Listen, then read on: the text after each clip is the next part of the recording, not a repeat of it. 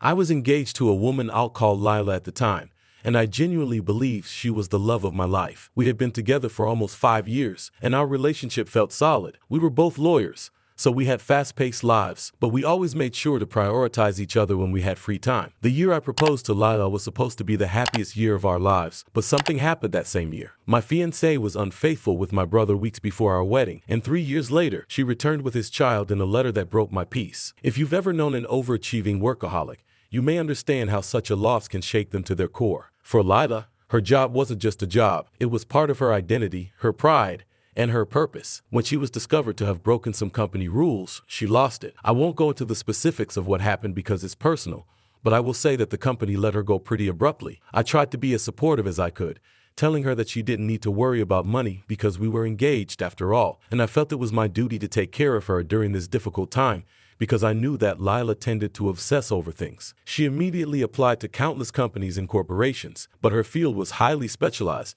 and opportunities weren't exactly easy to come by, especially after the circumstances of her dismissal. Days turned into weeks and weeks into months, and she still hadn't found a new job. She took my advice, or at least tried to, and with her newfound spare time, she decided to pursue something that had always been a dream of hers: learning pottery. She enrolled in a local pottery class and started devoting her spare time to this new hobby. This was also the same pottery class that my brother Mason attended. To give you a little background on Mason, he is the total opposite of me. Whereas I was the responsible, nerdy one growing up who concentrated on my studies and career, Mason was the epitome of carefree. He was a troublemaker who spent his school days having fun, getting into mischief, and earning a reputation as a light-hearted flirt. This reputation followed him into college and beyond. He was the type of guy who rarely took anything seriously and never stayed with a girl for very long. Lyla had known Mason since the beginning of our relationship and knew his personality.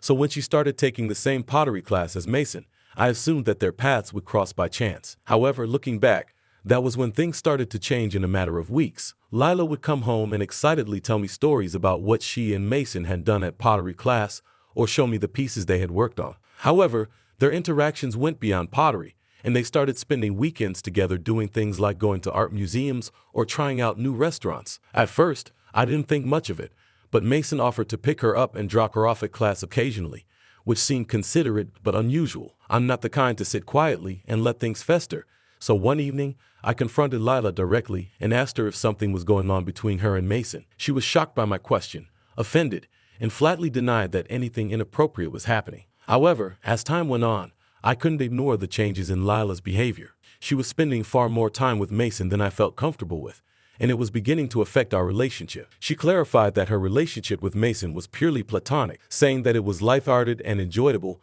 like hanging out with a younger brother. She seemed deeply offended that I would even imply that there was more going on, and for a brief moment, I felt bad for having doubted her, but her assurances didn't totally calm me down. At the time, 2 months before our wedding, I was working nonstop to make sure everything was in order financially.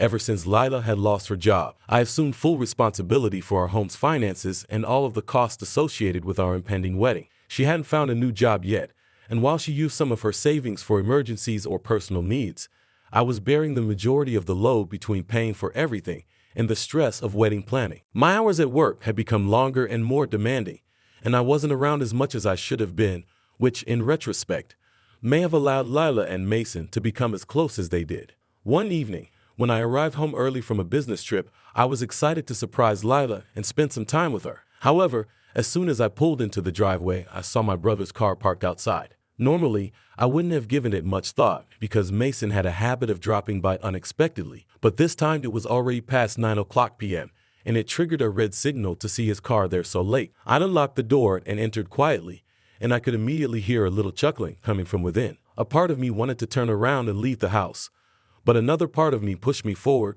because I needed to see it with my own eyes. The living room was empty, but the TV was on, and its flickering light cast shadows across the room. My eyes were immediately drawn to the beer strewn across the floor, and then to the obvious sight of Lyla's clothes and underwear lying haphazardly among them. My stomach dropped. I walked slowly, my heart pounding, as I made my way toward the bedroom. Normally, I'm a calm and collected person, but this was a betrayal of the highest order. My fiancée, the woman I was supposed to marry in just 2 months, was in bed with my brother, and without saying a word, I walked into the room, grabbed Mason by the back of his neck, and yanked his face away from Lyla's. They were caught together in the most intimate way imaginable, and they were so engrossed in each other that they didn't even notice me standing there. He looked at me, and his face changed from bewilderment to terror in an instant. I didn't even look at Lyla, and Mason stumbled right away, mumbling an apology, but I didn't care because I hit him square in the nose. The crunch of bone gave me grim satisfaction, and blood started to pour down his face as he cried out in pain. I wasn't done, though, because I kept hitting him, each time landing harder than the last time. Blood trickled down his nose and onto his shirt, but I didn't care. He staggered backward, his hands feebly attempting to block me, but after Mason was on the floor, bruised and pleading for me to stop, I turned to look at Lyla. She sat on the bed, trembling and crying, and I told her in a cold, measured voice that she had 10 minutes to leave my house, or I would not hesitate to make her regret staying. She began begging me repeatedly to give her an explanation, saying she could, and begging me not to throw her out so she could have a chance to make amends. But I wasn't interested in her excuses.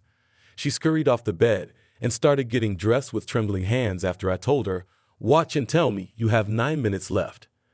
Tears were streaming down her face as she grabbed a suitcase from the closet and began packing anything she could fit into it. When she was finally finished packing, she dragged her partially filled suitcase down the stairs and turned to me one last time.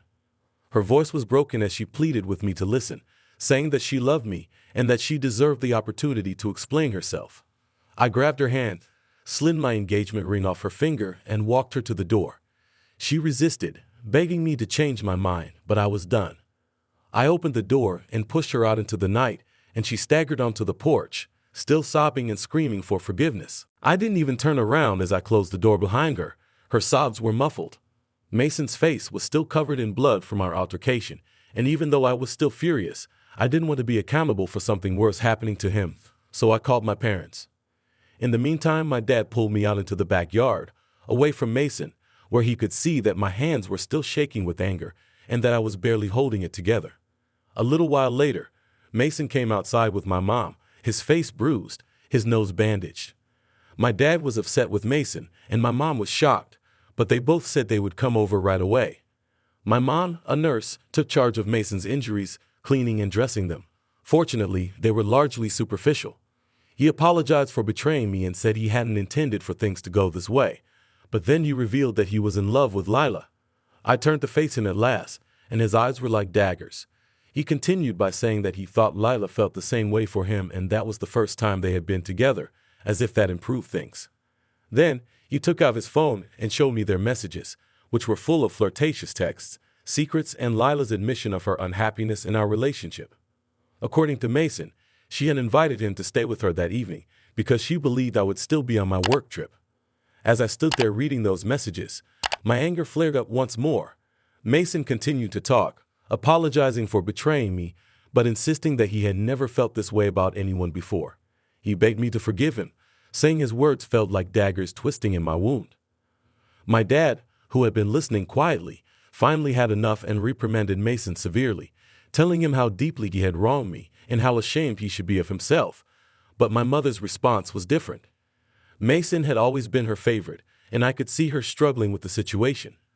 Mom began to tell me that I needed to forgive my brother regardless of what I did about Lyla. She seemed genuinely sorry, as if that somehow lessened the betrayal. I couldn't believe what I was hearing, so I interrupted her and told my parents that I wasn't in the mood for advice or lectures, and that the only thing I wanted at the time was for them to take Mason and go. In the weeks that followed, I was still dealing with the emotional fallout from Lyla's betrayal. My mom hesitated at first, obviously wanting to stay and mediate, but she eventually followed my dad, nodded, and understood that I needed space.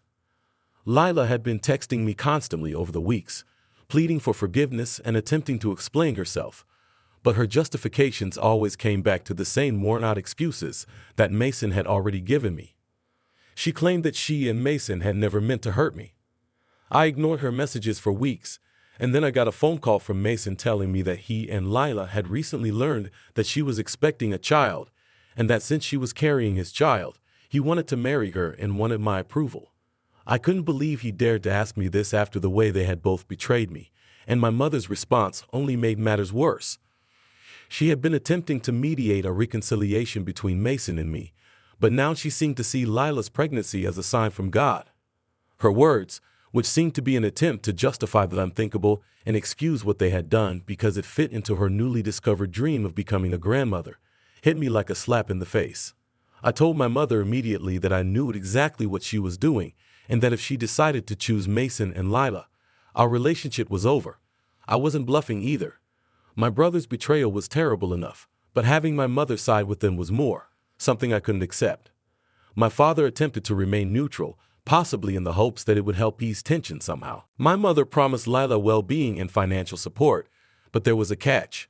She insisted that she and Mason get married because this was what Mason wanted, and she was unrelenting in her pursuit of this goal, refusing to even consider the possibility of her grandchild being born out of wedlock. When I learned that Mason and Lyla were getting married and had begun sending out wedding invitations to our relatives, I was left feeling humiliated and angry. I didn't argue further, so I just kept my word and cut off my mother and brother from my life. However, my mom doesn't give up easily, and weeks after the fallout, she called nonstop, left voicemails, and even showed up at my door without my invitation in an attempt to guilt me into making amends. It was so overwhelming that I realized the only way to get away from her was to move to a new city, severing my ties with nearly everyone in my life. In the past 3 years, I have rebuilt my life piece by piece, made new friends, found a sense of normalcy again, and worked hard to leave the past behind. So you can imagine my shock when I found Lyla on my doorstep yesterday, ringing my doorbell. When I opened my door, I nearly didn't recognize her at first because she looked nothing like the woman I had once loved. Her clothes were worn and shabby, and her face was pale and sad. My dad, however, respected my decision to move away and understood why I needed distance, even though it saddened him that I no longer visited. For a moment, I was too stunned to speak, my mind racing with questions about why she was here, how she found me, and what she wanted. The years I had spent trying to forget her and the pain she had caused seemed to collapse in an instant. God, her hair looked thin and unkempt, and she stood there clutching the hand of a little girl who couldn't have been older than 2 or 3 years old. The child had Mason's sharp features, an unmistakable resemblance that he was her father. She had something important to talk to me about, so I was tempted to say no and send them away, but then I looked at the young girl by her side, and her innocent, wide eyes were staring up at me. I couldn't bring myself to be rude in front of the child, so I stepped aside and motioned for them to come in. I showed them to the couch and gave them water, and once they were settled, I sat across from them and asked them why they were there. I knew she wouldn't have found me on her own because I hadn't given my address to anyone but my dad, and I trusted him to keep it a secret unless something really important happened. So, instead of responding right away, Lyla reached into her bag and took out an envelope, which she handed to me silently. When I opened it, I instantly recognized my mother's handwriting, and my stomach turned as I read the letter's contents, which made it clear that I was responsible for cleaning up the mess Mason had made. She explained how Jesse and Lyla were struggling, how Mason had abandoned them, and how, as Mason's brother. What is this supposed to mean? I asked Lyla, holding up the letter, and she broke down as she told me the whole story. Mason had been unfaithful in their marriage from the start, even after she gave birth to their daughter Jessie, and my brother had continued to have affairs during their time together. For her part, Lyla had tried to make things work in the hopes that things would improve for Jess's sake, if nothing else. But 3 months ago, Mason had abruptly moved out, left no note or explanation, and simply vanished. Lyla had been living alone with no job, savings, or house. She and Mason had been renting a place, and without him, she couldn't afford to stay. My mom felt obligated because Jesse had been providing Lyla with money to support them, but now that Mason was essentially gone for good, she had decided she didn't want to be responsible for Lyla and her child, and she told me that my mother wanted me to look after Jesse and Lyla because they had nowhere to go. There was nowhere else to turn, and I was disappointed by what she was asking and how unrealistic it was for her and my mother to expect that I would help. My mother had not only supported Mason during the initial betrayal, but was now trying to place the responsibility for his actions on me. It was frustrating, but it wasn't surprising because my mother's unwavering favoritism toward Mason had always prevented her from seeing the harm he had caused. I told Lyla, quite directly and in front of her child, that she had no right to expect any assistance from me because this wasn't my child. She was no longer my fiancée, and this was not my responsibility. But I felt bad that Mason had just left her. After all, he isn't the most dependable person. I wasn't going to be guilted into helping, so I asked Lyla to leave. She began to cry, saying that she had nowhere to go and that she had spent what she had left on gas to come see me. Before asking her to leave, I gave her a few $100s, and even though I know what I did was right, I can't help but feel a sense of sadness for that poor child. So am I the bad guy here? Update 1. All right, so let me clarify a few things. My mom's behavior in this situation is completely perplexing to me as well. It feels incredibly inconsiderate that she's trying to guilt me into helping Lyla and her child after everything that's happened.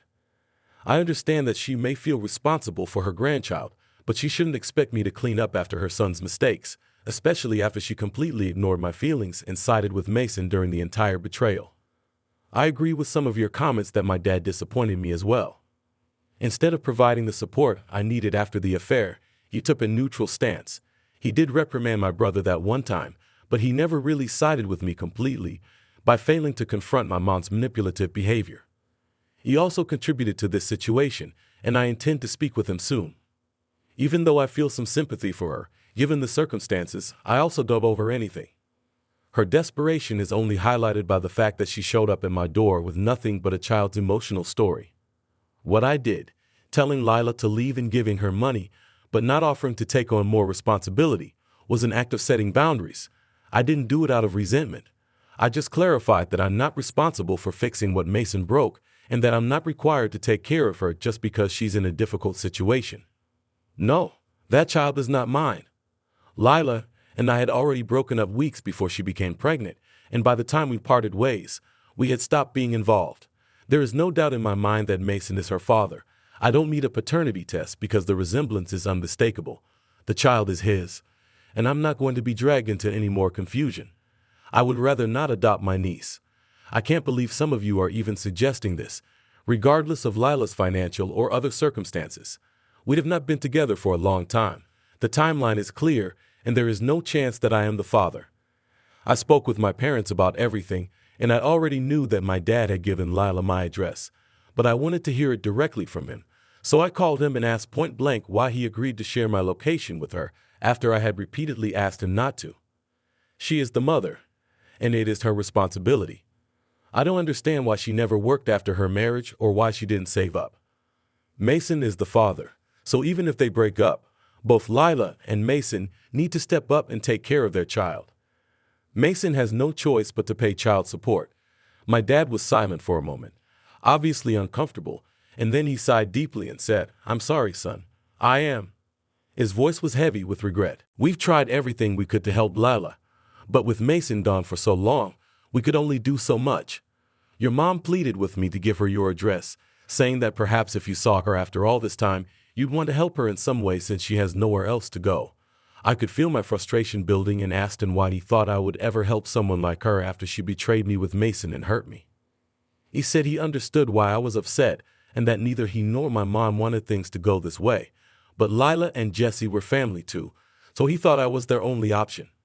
He apologized to me, but I didn't listen. I told him that he and I were done. I had thought he and I were different from my mom, but it turns out that they were all the same. People I couldn't trust. I told my dad, firmly and without hesitation, that he should forget I ever existed and lose my number because he knew my address. I'd also warned him that I would call the authorities if he or my mom ever showed up at my house. My dad tried to apologize again, begging me to listen, but I wasn't interested anymore. My voice didn't falter as I spoke, but the weight of the words hung heavy in the air. "Don't call me again," I said, cutting him off. It's been nearly a month since my last update, and with the help of one of my friends, I was finally able to locate Mason. It turns out that Lyla was correct. Mason has been living with his latest partner a few towns away from home, acting as though he has no responsibilities, as if he has no family. I can't believe that this was the same guy who had told me straight out that he had been in love with Lyla for 3 years. Your choices are yours, and I'm making mine without waiting for him to reply. I sent this address to Lyla because I didn't want to get involved in any more of her situation, but I also didn't want her to feel completely helpless.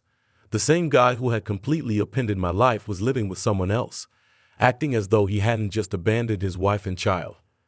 It was disappointing, maddening, and even hard to comprehend how someone could be so indifferent. The fact that he could be so casual about it, as if leaving his child was just a minor inconvenience, made me sick. I also sent her some money, just enough to get her by, and she thanked me for everything. I could hear the relief in her voice as she apologized again, as she had done so many times before. But I wasn't interested in hearing it anymore, so I texted her, "Don't ever contact me again. Don't show up at my door. This is the last thing I'm doing for you. Whatever we had is over. You need to hire a lawyer and file for divorce and child support right away before Mason disappears somewhere else."